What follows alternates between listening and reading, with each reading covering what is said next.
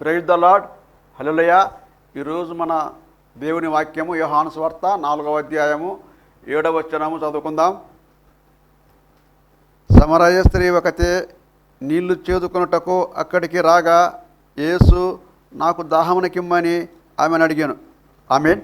దేవునికి స్తోత్రం. హల్లెలూయా. మన ప్రభువును ప్రియరక్షకుడైనటువంటి యేసు క్రీస్తు నామములో మీ అందరికీ ప్రత్యేకమైన వందనాలు తెలియజేస్తున్నాను. I bring special greetings from Gideon machine church, Shantinagar, Nellore. దేవుని స్తోత్రం. హల్లెలూయా.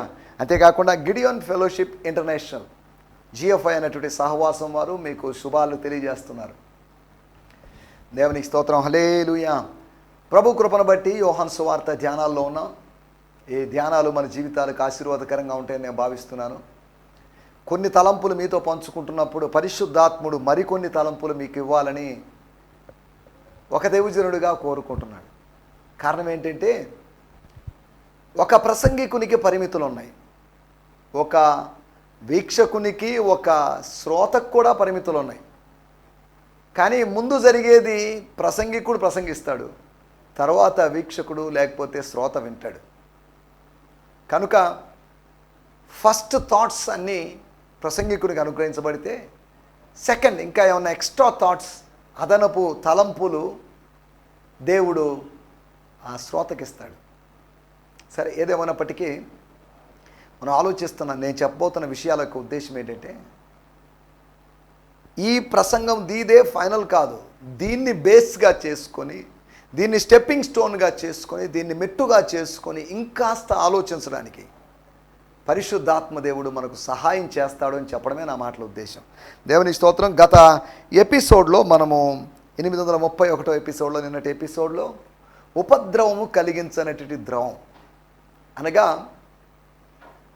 టర్మాయిల్ ఇవ్వనటువంటి ఒక ఆయిల్ గురించి, లేదా ఒక లిక్విడ్ గురించి యేసు చెప్పిన మాట, నేను ఇచ్చు నీళ్లు తాగువాడు ఎన్నడూ దప్పికొనడు అనే స్టేట్మెంట్ని ఆధారంగా చేసుకొని దానికి సమానమైనటువంటి స్టేట్మెంట్స్ 3 ఆలోచించాం.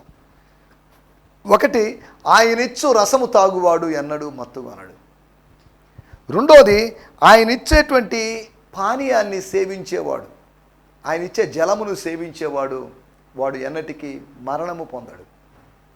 మూడోదిగా, ఆయన ఇచ్చేటువంటి రసము లేకపోతే పానీయాన్ని సేవించేటువంటి వాడు మరణాన్ని జ్ఞాపకం చేసుకుంటాడు, ప్లస్ మరణాన్ని ప్రచురిస్తాడు. ఇవి మనం గత ఎపిసోడ్లో ఆలోచించిన విషయాలు. దేవుని స్తోత్రం. హల్లెలూయా. ఈ కార్యక్రమంలో వీలైనంతవరకు ప్రతి కార్యక్రమంలో ఒక కార్యక్రమం ప్రేయర్ రిక్వెస్ట్ షేర్ చేసుకున్న, మరొక కార్యక్రమంలో ఒక బుక్ ఇంట్రడక్షన్ లేకపోతే ఒక పుస్తక పరిచయం చేయాలనేది నేను అనుకుంటూ ఉన్నాను. కాబట్టి అన్నిసార్లు వీలు పడకపోవచ్చు. ఒకసారి ఒక ప్రేయర్ రిక్వెస్ట్ తీసుకొని వస్తాను, ఒకసారి లేకపోతే 5 ఎపిసోడ్లో లేదా 10 ఎపిసోడ్లకు ఒకసారి ఒక పుస్తకాన్ని మీకు పరిచయం చేయాలని ఇలా ఆశిస్తూ ఉన్నాను. తర్వాత ఈ ప్రార్థన పుస్తక పరిచయాల తర్వాత మనం వాక్య భాగాల్లోకి వెళ్ళిపోదాం. ఈ దినము నా చేతిలో వాక్యము అనేటువంటి పుస్తకం ఉంది. అపోస్తలుడైన యోహాను రాసిన సువార్త, దాని మీద వ్యాఖ్యానం, 421 పేజీల పుస్తకం. డాక్టర్ జే ఓటిస్ యోడర్ అనేటువంటి విదేశీయుడైనటువంటి దేవుజనుడు రాసినటువంటి చక్కటి పుస్తకం. గత 2 వారాల క్రితం నేను హైదరాబాద్ వెళ్ళినప్పుడు ఒక పాస్టర్ గారి ఇంట్లో చూసినప్పుడు దాన్ని చూసి, అందులో ఉన్న నంబర్ని కాంటాక్ట్ చేసి, అందులో ఉన్నటువంటి Hope Outreach Ministries, Boduppal, Hyderabad, నేరుగా వాళ్ళ దగ్గరికి వెళ్ళి దేవుజనులు pastor reverend S Vijay Kumar అయ్య గారు, ఆయన దగ్గరికి వెళ్ళి వీరు కలుసుకొని ఆయన దగ్గర కొన్ని కాపీస్ నేను తీసుకొచ్చాను. ఈ పుస్తకం కావలసిన వారు వారిని సంప్రదించండి. ఇది 2010వ సంవత్సరంలో ప్రచురించిన పుస్తకం, అనగా 12 సంవత్సరాల క్రితం పబ్లిష్ అయిన పుస్తకం. ఈ కాపీలు వేశారు. కనుక ఈ పుస్తకం కావలసిన వారు సంప్రదించండి. hope outreach@rediffmail.com అనేటువంటి ఈమెయిల్ లేకపోతే ఐడి ద్వారా కాంటాక్ట్ చేయొచ్చు. లేదు అంటే ఇక్కడ కొన్ని నంబర్స్ ఇవ్వబడ్డాయి, 9849037535 మరియు 9866341841 అనేటువంటి నంబర్స్ని కాంటాక్ట్. లేదు అంటే యూట్యూబ్లో కామెంట్ సెక్షన్లో ఈ పుస్తకం మీకు కావాలి అని మీరు తెలియజేస్తే కాంటాక్ట్ నంబర్స్ నేను మీకు పంపిస్తాను. ఈ పుస్తకం మంచి పుస్తకం, నేను చదివాను. 421 పేజీల దాకా ఉన్న పుస్తకం. ఈ పుస్తకం ఖరీదు, వారు దీని ఖరీదు 100 రూపాయలు చెప్పారు. కాబట్టి ఇంత తక్కువ ధరలో మంచి పుస్తకం మీకు అందుబాటులో ఉంది. ఎలాగో మనం యోహాను సువార్త ధ్యానిస్తున్నాం కనుక ఈ పుస్తకం మీకు మీరు సొంతం చేసుకోవచ్చు. అనగా ఈ పుస్తకం కొరకు వారిని హైదరాబాద్ వాళ్ళు వారి దగ్గరికి వెళ్ళి అయ్యగారు చేత ప్రార్థన చేయించుకొని, వారు దైవజనులు, సీనియర్ దైవజనులు రెవరెండ్ ఎస్ విజయ్ కుమార్ అయ్య గారు, వారిని బట్టి నేను ప్రభు నామాన్ని మహింపరుస్తున్నాను. వారు మంచి హోము, మంచి చర్చ్ అవన్నీ మెయింటైన్ చేస్తున్నారు. మంచి దీనులైనటువంటి దైవజనులు. మమ్మల్ని నేను నాతో పాటు ఉన్నటువంటి ఒక 5-6 మంది బృందాన్ని మాకు చక్కగా మమ్మల్ని స్వీకరించి మాకు చక్కటి ఆతిథ్యం ఇచ్చారు. వారిని బట్టి నేను ప్రభు నామాన్ని మహింపరుస్తున్నాను. దేవునికి స్తోత్రం. ఈ పుస్తకంలోంచి విషయాలు నేను చెప్పదలుచుకోలేదు, కానీ జస్ట్ ఒక ఇంట్రడక్షన్. ఈ పుస్తకం ఏంటి, ఎక్కడ దొరుకుతుంది, ఏంటి, దేని గురించి అనేటువంటి విషయాలు. 21 అధ్యాయాల మీద వ్యాఖ్యానాలు ఇవ్వబడ్డాయి. అనగా ఒక్కొక్క ఇంచుమించు ఒక్కొక్క అధ్యాయం మీద ఒక 30-40 పేజీల వరకు ఉన్నటువంటి వ్యాఖ్యానం ఇందులో మీరు చూడొచ్చు. కాబట్టి మంచి పుస్తకం, మీరు చదవాల్సిందిగా, మిమ్మల్ని తెచ్చుకోవాల్సిందిగా మిమ్మల్ని ప్రేమపూర్వకంగా కోరుతున్నాం. దేవుని స్తోత్రం. రండి, ఈ సమయంలో మన దేవుని వాక్యాన్ని ధ్యానించుకుందాం. యోహాను సువార్త 4వ అధ్యాయము 7వ వచనము. Gospel according to John 4th chapter verse 7. సమరయ స్త్రీ ఒకతే నీళ్లు చేదుకొనుటకు ఒకతే నీళ్లు చేదుకొనుటకు అక్కడికి రాగా యేసు నాకు దాహమునకిమ్మని ఆమెను అడిగాను. Soon a Samaritan woman came to draw water. Jesus said to her, give me a drink.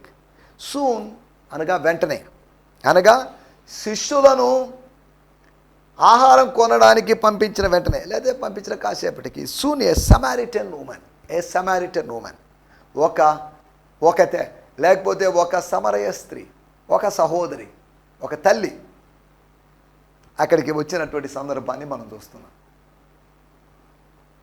ఈమె ఎవరు? ఈ సమరయ స్త్రీ ఎవరు? సమరయ స్త్రీని గురించి మనం ఏం తెలుసుకోగలం? ఈమెను గురించి 4 విషయాలు మీకు జ్ఞాపకం చేయాలని ఆశిస్తున్నాను. ఈమెవరు? Who is she? ఈమెవరు అన్నప్పుడు ఒక మాట నా మనసులో మెదలాడుతుంది. పరమగీత గ్రంథములో 6వ అధ్యాయములో 10వ వచనంలో మనం గమనిస్తే అక్కడ ఒక ప్రశ్న, హూ ఇస్ షీ? ఈమె ఎవరు అనేటువంటి ప్రశ్నను చూడగలం. సంధ్యారాగము చూపట్టుచు చంద్రబింబమంతా అందము గలదై సూర్యుని అంతా స్వచ్ఛమును కలలను గలదై వ్యూహిత సైన్య సమభీకర రూపిణియగు ఈమె ఎవరు? సరే, దేవునికి స్తోత్రం. ఇప్పుడు పరమగీత గ్రంథం 6వ అధ్యాయంలోకి మనం వెళ్ళలేదు. మన టైటిల్ ఈమె ఎవరు అని పెట్టాం కనుక ఒకవేళ పరమగీతంలో ప్రస్తావించబడిన స్త్రీ అని కాదు, సమరయ స్త్రీని గురించి ప్రస్తావించబడిన విషయం అని కూడా కాదు, జస్ట్ కనెక్షన్గా మన టైటిల్ ఈమె ఎవరు అని పెట్టారు కాబట్టి మనం జస్ట్ ఆ టైటిల్ ఎక్కడి నుంచి దొరికింది అనడానికి మీకు ఈ రెఫరెన్స్ చూపించడం జరిగింది. ఈమె ఎవరు అంటున్నప్పుడు అసలు ఈమెను పరిశుద్ధాత్మ దేవుడు ప్రస్తావించాల్సిన అవసరం ఏంటి? What is the need of mentioning this woman in this passage or in this chapter? ఈ అధ్యాయంలో ఆమె యొక్క ప్రస్తావన యొక్క అవసరం ఏంటి? ఆమెను గురించి 4 విషయాలు చాలా విషయాలు ఉన్నాయి. అందులో 4 విషయాలు మనం అర్థం చేసుకొని సింపుల్గా 4 విషయాలు మీకు జ్ఞాపకం చేస్తాను. మొట్టమొదటి విషయము 4వ అధ్యాయము 9వ వచనం. స్తోత్రం. ఆ సమరయ స్త్రీ యూదుడవైన నీవు ఎక్కడో దూరంగా వచ్చి, శిష్యులు వెళ్ళిపోయిన తర్వాత ఆమె వచ్చింది. శిష్యులు వెళ్ళిపోవడం ఇవన్నీ ఆమెకు తెలుసని కాదు, ఆమె వచ్చింది ఎందుకో మరి ఒక సమయం, అది గాడ్స్ టైమింగ్. అది వాళ్ళు వెళ్ళిపోవడం, ఈయన అక్కడ ఉండడం, ఆమె రావడం, ఇదంతా ఒక ప్రణాళికలో లేకపోతే ఒక గాడ్స్ ప్లేలో, గాడ్స్ డ్రామాలో జరుగుతుంది. జగన్నాటకంలో భాగంగా జరుగుతున్న విషయంగా మనం అర్థం చేసుకోవచ్చు. ఇవేం చేసింది? 4వ అధ్యాయంలో 9వ వచనంలో రాయబడిన మాట ఏంటంటే, సమరయ స్త్రీవైన నన్ను షీ రిప్లైడ్, సమరయ స్త్రీవైన నన్ను దాహమునకిమ్మని ఎలాగ అడుగుతున్నావని ఆయనతో చెప్పాను. She replied, why would a Jewish man ask a Samaritan woman for a drink of water? For Jews have no dealings with Samaritans. యేసు ప్రభు దాహానికమ్మని అడిగాడు. మీ పేరేంటండి, ఎవరండి మీరు అని అడగకూడని సందర్భం, అడగలేని పరిస్థితి. నా పేరుతో నీకేం పని అని ఎవరైనా ఒక స్ట్రేంజర్ అయినటువంటి పర్సన్ అన్నారనుకోండి, మనం అవమానానికి గురవుతాం. అందుకని తన అవసరతను బయట పెట్టాడు. నేను ఇక్కడ ఉన్నాను అంటే ఒక అవసరత కోసం ఇక్కడ ఉన్నాను. శిష్యులు వెళ్ళారు అంటే పట్టణంలోకి ఆహారం తేవాలి అనేటువంటి ఒక అవసరత. అలాగే యేసు అక్కడ ఉన్నాడు అంటే ఒక అవసరత. ఆయన దాహం తీరాలి. ఎలా తీరుతుంది దాహం? దాహం తీరదు అనే సంగతి ఆయనకి తెలుసు. భౌతికమైన దాహం తీరదని, ఎందుకంటే ఆమె నీళ్ళు ఇవ్వలేదు అనేటువంటి, ఇవ్వదు అనే విషయం యేసు ప్రభు ముందుగానే తెలుసు. కరుడు గట్టినటువంటి ఒక మత శాఖావాది ఆమె, అంటే ఒక ఆర్థోడాక్స్ సమారిటన్ ఉమెన్ ఆమె. సరే, ఆమె క్యారెక్టర్ గురించి వాటి గురించి కాదు మనం ఆలోచించే విషయం. ఒకటి, మొట్టమొదటి విషయము సాంగత్యము చేయనటువంటి స్త్రీ. This woman, she don't want to have a contact with a Jewish man or woman. యూదా పురుషుడైన స్త్రీ అయినా కానీ, అలాగని ఒక యూదా స్త్రీ ఒంటరిగా వచ్చి కూర్చొని ఒక సమరయ స్త్రీని కలుసుకునేటువంటి అవకాశం లేదు. ఒక యూదుడైనటువంటి పురుషుడు, సమరయ స్త్రీ ఇద్దరు కలుసుకున్నటువంటి సందర్భం. బహుశా అల్లంత దూరంలో ఆమె తను కనులెత్తి చూచినప్పుడు 12 మంది నడిచి వెళుతూ ఉండడం చూసి ఉండొచ్చు. 12 మంది వెళ్ళిపోతున్నారు, ఎవరు వాళ్ళు? కొంతమంది ఉన్నారు, 12 మందిని ఖచ్చితంగా ఫిగర్ అవుట్ చేయకపోయినప్పటికీ ఉన్నారు, ఎవరో వెళ్తున్నారు. వాళ్ళు వెళ్తున్నారు, ఈయన ఇక్కడ కూర్చున్నాడు. ఏంటి ఉద్దేశం? ఆయన ఇతను యూదుడు కదా. యూదునికి సమరయని ప్రాంతంలో, సమరయని ఊరిలో సమరయ స్త్రీలు నీళ్లు తోడుకునే స్థలం దగ్గర ఏం పని అని కూడా ఆ మనసులో రకరకాల ఆలోచనలు ఉండొచ్చు. మనం అన్ని ఇమాజినేషన్స్లోకి వెళ్ళలేదు. ఒకటి, the women who don't want any association with the juice. 800 సంవత్సరాల శత్రుత్వం వాళ్ళ మధ్యలో ఉంది. సాంగత్యానికి ఏమాత్రం, సహవాసానికి, స్నేహానికి, స్నేహ భావానికి ఏమాత్రం ఇష్టం లేకుండా, ఇంకా చెప్పాలంటే సింపుల్గా మన భాషలో చెప్పాలంటే నేటి దినాల్లో సోషల్ మీడియాను ఆధారంగా ఒకవేళ యేసు ప్రభు ఆమెకు ఒక ఫ్రెండ్ రిక్వెస్ట్ పంపించాడు అనుకుందాం. ఆ ఫ్రెండ్ రిక్వెస్ట్ని యాక్సెప్ట్ చేయనటువంటి ఒక స్త్రీ అని, ఫ్రెండ్, అమ్మా నీతో నేను స్నేహం చేయాలనుకుంటున్నాను అని అన్నాడని కాదు నా మాటలేక ఉద్దేశం. నీళ్ళు అడిగాడు, జస్ట్ ఫార్మల్ కాన్వర్జేషన్ స్టార్ట్ చేయడం కోసం ఆయన ప్రయత్నం. ఈమె స్టార్టింగ్లోనే no, I'm sorry, I can't give you, sorry నేను ఇవ్వలేను. అదే సమయంలో ఆదికాండం 24వ అధ్యాయంలో ఎలియాజరు రిబ్కాను కనుగొన్నప్పుడు, రిబ్కా వస్తున్నప్పుడు అమ్మా నీళ్ళు ఇస్తావా అని అడిగినప్పుడు ఆమె ఏమాత్రం రిజెక్ట్ చేయలేదు, తృణీకరించలేదు, తిరస్కరించలేదు. Yes sir. అరే ఈయనెవరు వేరే అతనిలాగా ఉన్నాడు, ఈ ఊరు అతను కాదే, ఎందుకు వచ్చినట్టబ్బా? ఒకడు తన మనస్సులో వాటి గురించి అంటే క్యూరియాసిటీ ఉన్నా కానీ తానేం బయట పెట్టకుండా, పెద్దతను కాబట్టి వయసులో పెద్దవాడు కనుక ఆయన విషయాలు ఈమె రాబట్టలేదు కాబట్టి ఈమె విషయాలు ఆయన రాబట్టిన సందర్భాన్ని మనం చూస్తున్నాం. ఒకటి, సాంగత్యము చేయనటువంటి స్త్రీ, సహవాసానికి ఇష్టపడనటువంటి స్త్రీ.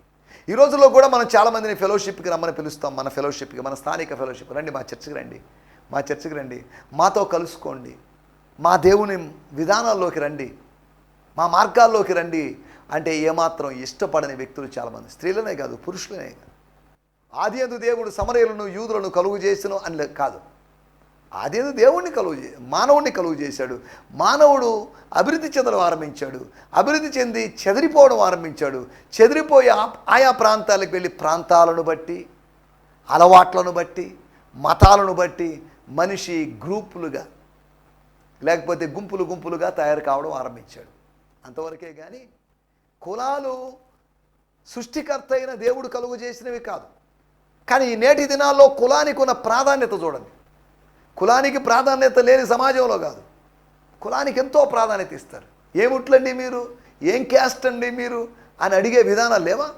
క్రైస్తవుల మధ్యలో కూడా లేవా? ఒకవేళ క్రైస్తవ మధ్యలో కులం అడగపోయినా ఏం డినామినేషన్ అండి మీరు, ఏ బ్యాక్గ్రౌండ్ అండి అని అడిగే విధానాలు లేవా? ఉన్నాయి. సరే, ఏదేమైనప్పటికీ ఒకటి, సాంగత్యము చేయని స్త్రీగా మనం ఆమెను చూడొచ్చు. రెండో విషయాన్ని నేను మీకు జ్ఞాపకం చేస్తాను. యోహాను సువార్త 4వ అధ్యాయము 11వ వచనం. అప్పుడు ఆ స్త్రీ అయ్యా అయ్యా ఈ బావి లోతైనది, ఈ బావి లోతైనది, చేదుకొనుటకు ఆ. నీకేమీ లేదే, నీకేమీ లేదే, ఆ జీవజలము ఆ. ఎలాగు నీకు దొరుకును? దేవుని స్తోత్రం. ద ఉమెన్ రిప్లైడ్, అక్కడ కూడా జీసస్ రిప్లైడ్ అని 10వ వచనంలో చూస్తాం. ఇక్కడ 9వ వచనంలో షీ రిప్లైడ్, మరలా 11వ వచనంలో షీ రిప్లైడ్, 13వ వచనంలో జీసస్ ఆన్సర్డ్. జీసస్ రిప్లైడ్ 11వ వచనం. The women replied, but sir you don't even have a bucket and the well is very deep, so where do you find this living water? Living water లేకపోతే జీవజలము అనేది యాకోబు బావిలో ఉంది అనుకుంటున్నామా? యాకోబు బావిలోని జలములను జీవజలము అంటున్నాడేమో అని పొరపాటు పడిందామా?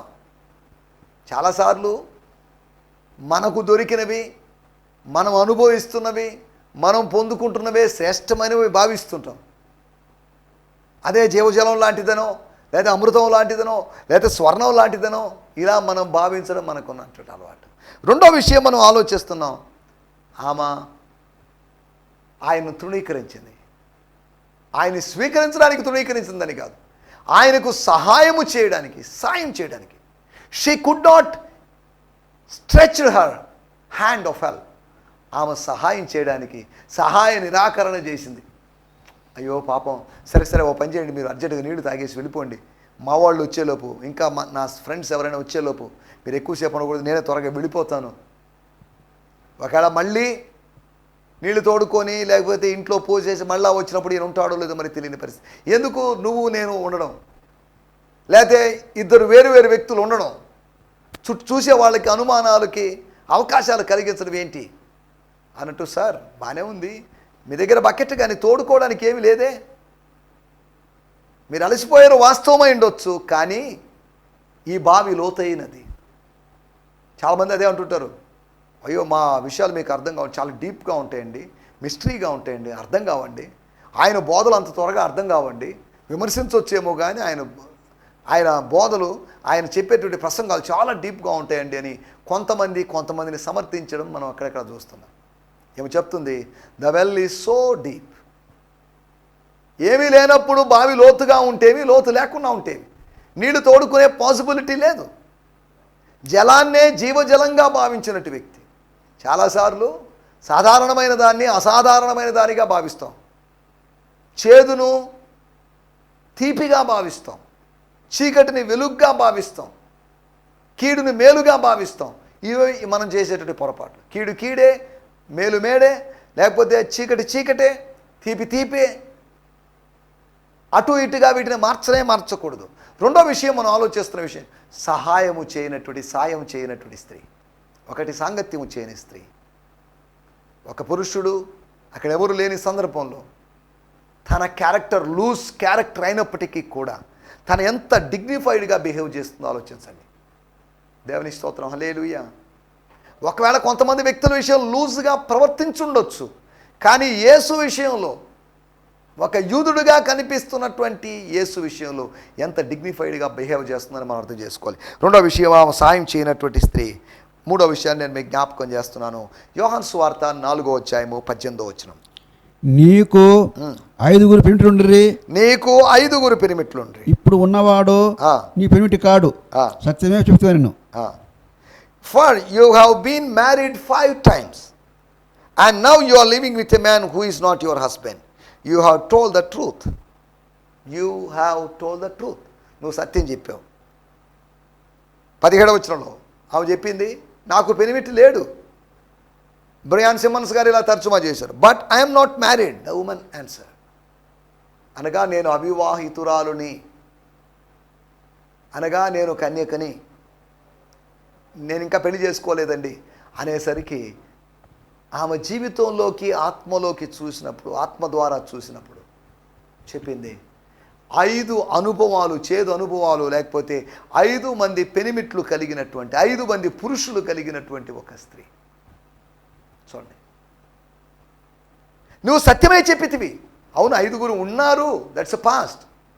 ప్రస్తుతం నీ యొక్క పాస్ట్ టెన్స్ అది, నీ యొక్క భూతకాలం అది, నీ యొక్క వర్తమాన కాలం ఇది.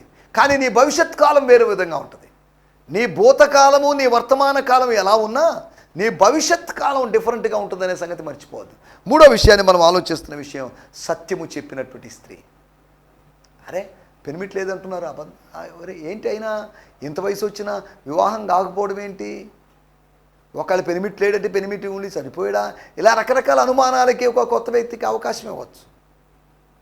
పెనిమిటి లేడు అన్నప్పుడు అది వాస్తవమా కాదా అని అవతల వ్యక్తి ఆత్మలో చెప్పగలిగినట్టు వ్యక్తి, యేసు ఆత్మలో గుర్తించగలడు, ఆత్మలో చూడగలడు.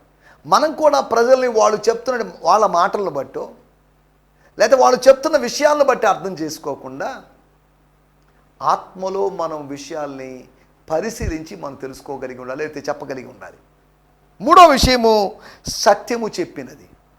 సత్యము చెప్పిన స్త్రీ. ఈమె ఎవరు అంటే సాంగత్యము చేయని స్త్రీ, అనగా ఒంటరిగా ఉన్న స్త్రీ అని కాదు. ఆమె ఒంటరిగా వచ్చింది. ఆమె ఎందుకో అలాగా తను ఒంటరిగా వచ్చిందో మనకు తెలియదు. ఆమె యూదులతోనూ యూదా పురుషులతోనూ సాంగత్యం చేయడానికి ఇష్టం లేకుండా ఉంది. సహాయం చేయని స్త్రీ. మూడవది ఆమెను గురించి సత్యము చెప్పినటువంటి స్త్రీ. నాలుగో విషయం నేను మీకు జ్ఞాపకం చేస్తాను. యోహాను సువార్త 4వ అధ్యాయము 25వ వచనం. ఆ స్త్రీ ఆయనతో ఆ క్రీస్తనబడిన మెస్సియా వచ్చునని నేను ఎరుగుదును. ఆయన వచ్చినప్పుడు మాకు సమస్తమును తెలియజేయునని చెప్పగా, దేవునికి స్తోత్రం, hallelujah. The women said, this is also confusing.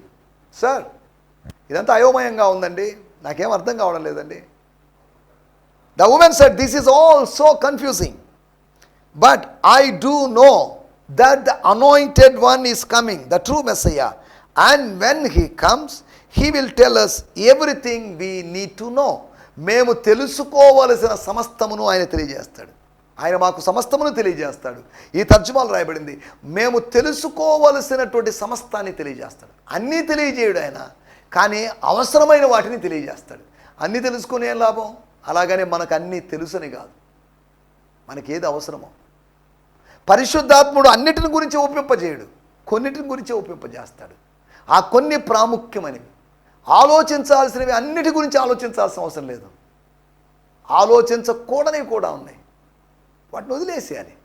ఆలోచించాల్సిన వాటినే ఆలోచించాల్సినవి, మాట్లాడాల్సిన వాటినే మనం మాట్లాడాలి. అనవసరమైన వాటి గురించి ఆలోచించడం ప్రయోజనం ఏమిటి? ఫిలిప్పీ పత్రిక 4వ అధ్యాయంలో రాయబడింది, ఏవి ఖ్యాతి కలిగినవో, ఏవి రమ్యములో, ఏవి మాన్యములో, ఏవి పవిత్రములో, వీటి మీద మనసు పెట్టుకోండి. అనవసరమైన వాటి మీద దేనికి? ఖ్యాతి లేని వాటి మీద, రమ్యము కాని వాటి మీద, అపవిత్రమైన వాటి మీద, వీటి మీద ఎందుకు మనం దృష్టి పెడుతున్నాం? సెకండరీ థింగ్స్ మీద ఎందుకు దృష్టి పెడుతున్నాం? ప్రైమరీ థింగ్స్ మీద, భౌతికమైన వాటి మీద ఎందుకు మనసు పెడుతున్నాం? ఆత్మ సంబంధమైన వాటి మీద ఎందుకు మనసు పెట్టకూడదు? దేవుని స్తోత్రం, హల్లెలూయా. మనం ఆలోచిస్తున్నటువంటి 4వ విషయం, అయ్యా this is, please leave it, ఇక్కడ వదిలేసేయండి సార్, మీరు చెప్పేది ఏంటో నాకు అర్థం కావలేదు. I mean confusion. నువ్వు కన్ఫ్యూషన్లో పడేసావు, నువ్వు డైలమాలో పడేసావు. ఓకే, నో ప్రాబ్లం, వదిలేసేయి. కానీ మాకు తెలిసిన విషయం, నేను నమ్ముతున్న విషయం, నేను నిరీక్షిస్తున్న విషయం ఏంటంటే, one day Messiah will come.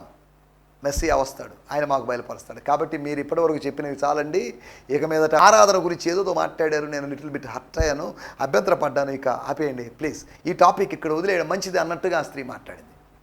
4వ విషయం, ఆమె సమ్మతించినటువంటి స్త్రీ. తన సిద్ధాంతం విషయంలో తాను రాజీ పడని స్త్రీగా ఆమెను చూడగలం. సార్ ఎందుకు సార్ ఆరాధన గురించి వదిలేసి, నీళ్ళ దగ్గర నుంచి, జీవజలం దగ్గర నుంచి, యాకోబు దగ్గర నుంచి, ఆరాధన దగ్గర నుంచి మనం ఎక్కడెక్కడికి వెళ్తున్నామో అర్థం కాని పరిస్థితి. నేను ఈ వాదన కోసం, ఈ తర్జన భర్జన కోసం, ఈ చర్చ కోసం నేను ఇక్కడికి రాలేదు, నాకు అర్జెంటుగా పనులు ఉన్నాయి అన్నట్టుగా ఆ స్త్రీ మాట్లాడడాన్ని మనం గమనించగలం. స్తోత్రం, స్తోత్రం. మనం కూడా డిస్కషన్ ముదురుతున్నప్పుడు, ఆర్గ్యుమెంట్స్ వేడెక్కుతున్నప్పుడు, చాలండి, వి విల్ స్టాప్ హియర్, ఇక్కడ ఆపడం మంచిది. It's better to stop here. ఇంకా రెచ్చగొట్టుకొని, రేగొట్టుకొని, లేకపోతే ఒకరినొకరు దెప్పి పొడుచుకొని మనం సమస్యల్లోకి వెళ్ళకూడదు, వివాదాల్లోకి మనం వెళ్ళకూడదు. అది మనం జ్ఞాపకం చేసుకోవాల్సిన విషయం. వాదము వివాదంగా మారకూడదు. ఇక్కడ కూడా ఆ స్త్రీ అంటుంది, okay thank you sir, my pot is full, నా కుండ నిండింది, నా పాత్ర నిండింది, let me go, I have to go, నేను వెళ్ళాలండి. కానీ ఒకటి మాత్రం చెప్పేసి వెళ్తున్నాను, ఫైనల్గా ఒక విషయం చెప్పేసి వెళ్తున్నాను. అదేంటంటే, మీరేం చెప్పాల్సిన అవసరం లేదు, మా మెస్సీయ వస్తాడు, ఆయన సమస్తమును బయలుపడ. అనగా ఈమె సమస్తమును ఎరిగినటువంటి స్త్రీ కాదు, ఆమెకు స్వల్పం మాత్రమే ఎరిగింది. అన్నీ ఎరిగిన వాళ్ళు కాదు, ప్రపంచంలో ఎవరు అన్నీ ఎరిగిన వాళ్ళు కాదు, ఎంత పెద్ద విజ్ఞానం అయినా అన్నీ ఎరిగిన వాడు కాదు, ఆయన కొన్ని ఎరిగిన వాడే. ఈ ఎరిగిన కొన్నిటికే మనం ఎగిరెగిరి పడుతుంటాం. నాకు అంత తెలుసండి, ఇది తెలుసండి, నాకు థియాలజీ తెలుసు, నాకు ఫిలాసఫీ తెలుసు, నాకు సైకాలజీ తెలుసు అని మనం ఎగిరెగిరి పడుతుంటాం. మనం తెలుసుకోవాలి, అదే జ్ఞానము ఉప్పొంగ చేస్తుంది. మనం తెలుసుకున్నవి మనం ఎగిరి పడేటట్టుగా గంతులు వేసేటట్టు చేస్తుంది. కానీ ప్రేమ క్షేమాభివృద్ధిని కలుగజేయను. ఆత్మ సంబంధమైన అట్టి ప్రేమ కలిగి మనం ముందుకు సాగుదాం. దయచేసి తలలోంచండి, కళ్ళు మూసుకోండి, చిన్న ప్రార్థన చేసుకుందాం. పరిశుద్ధుడమైన మా దేవా, మహోన్నతుడా, మహాగణుడా, మిమ్మల్ని స్తుతిస్తున్నాం. మాకిచ్చిన మంచి దినము కొరకై మీకు వందనాలు. ఈ కార్యక్రమం వింటున్న ప్రతి వ్యక్తి కొరకై మీకు వందనం చేస్తున్నాం. నా ప్రియ సోదరి సోదరులను పేరు పేరున మీరు దీవించండి. జిల్లాలు వేరైనా, రాష్ట్రాలు వేరైనా, ప్రాంతాలు వేరైనా, మండలాలు వేరైనా కానీ ఈ కార్యక్రమం చూస్తున్న ప్రతి వ్యక్తి కొరకే మీకు వందనం చెల్లిస్తున్నాం. ఈమె ఎవరు అనే టైటిల్తో సమరయ స్త్రీని గురించిన 4 విషయాలు, సాంగత్యం చేయని స్త్రీ అని, సాయం చేయని స్త్రీ అని, అంతేకాకుండా సత్యము చెప్పిన స్త్రీ అని, సమ్మతించనటువంటి స్త్రీ అని. మేము కూడా ఆ స్త్రీలాగా మేము విశ్వసించిన దానికి వ్యతిరేకంగా ఉన్న వాటిని తిరస్కరిస్తూ మేము సత్యాన్ని విశ్వసించాం కనుక అసత్యాన్ని నమ్మక ముందుకు సాగుటూ సాయం చేయమని సకల ఘనత మహిమ ప్రభావాలు మీకే ఆరోపిస్తూ యేసుక్రీస్తు నామములోనే ప్రార్థించగలుగుతున్నాం పరమ తండ్రి. ఆమేన్, ఆమేన్, ఆమేన్. దేవునికి స్తోత్రం. మీ అందరికీ వందనాలు. ప్రభు మిమ్మల్ని దీవించును గాక. ప్రభు చిత్తమైతే రేపు ఉదయకాలం ఇదే సమయంలో శాంతి టీవీ ఛానల్లో మనం కలుసుకుందాం. May God bless you. Hallelujah. ఈ సందేశము మీకు ఆశీర్వాదకరంగా ఉందని నమ్ముచున్నాము. ప్రార్థన అవసరతల కొరకు మమ్మల్ని సంప్రదించవలసిన మా చిరునామా గిద్యోన్ మిషన్ చర్చ్, 6వ వీధి, శాంతినగర్, నెల్లూరు 4, ఆంధ్రప్రదేశ్. పిన్ 524004. మా ఫోన్ నంబర్లు 7036443613 మరి ఒక నంబర్ 9392293010. మా ఈమెయిల్ ఐడి gfihmi2015@gmail.com. దేవుడు మిమ్మును ఆశీర్వదించునుగాక. ఆమేన్.